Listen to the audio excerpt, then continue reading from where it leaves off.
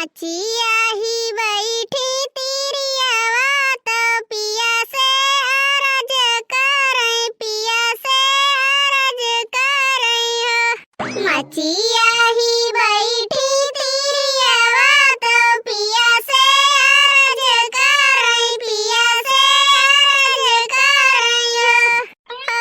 पिया वालैया वो चटकी चुनरिया देखत निकल गए, देखत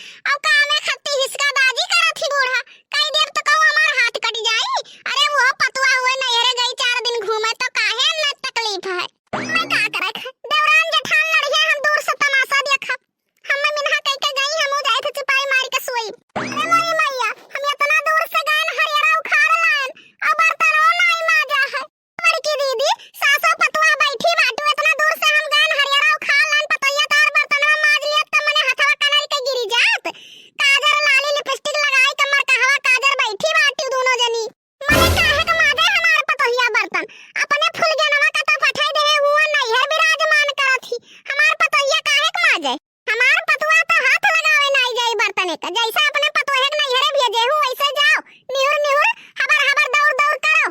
कहां बर कई दीदी मने हम शौक से पठाए है अपने पतोहिया के नहीं हरवा, हमें नीक लागत है करब। हमरे पतोहिया की तबीयत खराब रह गई है, दर दवाई कराएगा अपन आई। दवाई ठीक तो बात का ये नौकर बसाए बाटू के हो कहिया करती नहीं।